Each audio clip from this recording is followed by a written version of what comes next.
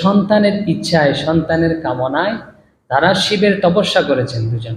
ঋষ পর্বতে যে শিবলিঙ্গ রয়েছে চন্দ্রমৌলীশ্বর, এই চন্দ্রমৌলীশ্বর শিবের তপস্যা করেছিলেন দীর্ঘ 1 বছর।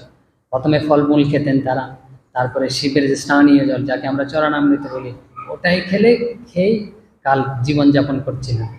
দীর্ঘ 1 বছর এরকম করার পরে যে আশুতোষ মহাদেব শিব তাদের দর্শন দিয়েছে।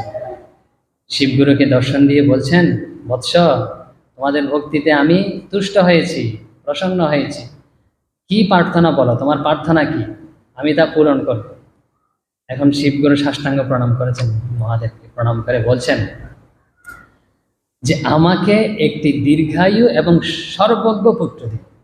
মানে দীর্ঘায়ু হতে হবে, দীর্ঘ জীবন হতে হবে, এবং সব কিছু জানা থাকবে, সর্বজ্ঞ পুত্র আমার চাই। যে আপনার পক্ষে তো সব সম্ভব। তখন শিব মহাদেব বলছে, এটা আমি পক্ষে সম্ভব নয়। বলছে কি সম্ভব? বলছে সর্বজ্ঞ এবং দীর্ঘায়ু একসাথে পাওয়া যাবে না, দুটো একসাথে সম্ভব নয়। যে কি সম্ভব? বলছেন তুমি যদি দীর্ঘায়ু চাও তাহলে সর্বজ্ঞ হবে না, আর যদি সর্বজ্ঞ চাও তাহলে দীর্ঘায়ু হবে না। এখন তুমি বেছে নাও কোনটা চাই তোমার। এখন শিবগুরু চিনতে করে বলছে, যদি অথর্ব ছেলে হয়, ওইটা যদি 100 বছর বাঁচে, ওইটা দিয়ে কি করবো, ওইটা তার বোঝা হবে আমার বরং সর্বজ্ঞ সন্তান চাই।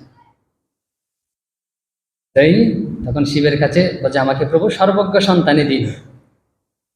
তখন শিব বলছেন, মহাদেব তোমার কামনা পূর্ণ হবে বৎস, তুমি একটি সর্বজ্ঞ পুত্র লাভ করবে।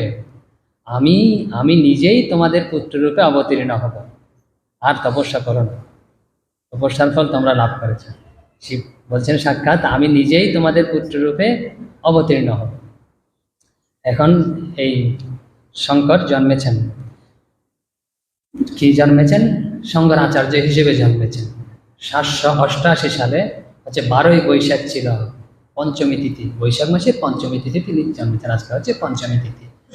যদিও মতদ্বৈত আছে, বিভিন্ন মত আছে, আমরা যেটা গ্রহণ করছি, যেটা আমরা পালন করছি সেটাই আমরা বলছি।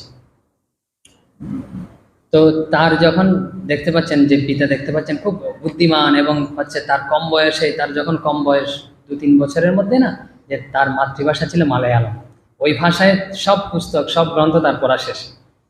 তো পিতা ঠিক করেছেন যে 5 বছর বয়সে তার উপনয়ন করাবেন, আর হচ্ছে গুরুগৃহে প্রেরণ করবেন। কিন্তু এই 5ম বছর বয়সেই না তার পিতৃবিয়োগ হয়, যে শিবগুরু ইহলোক ত্যাগ করে চলে যান।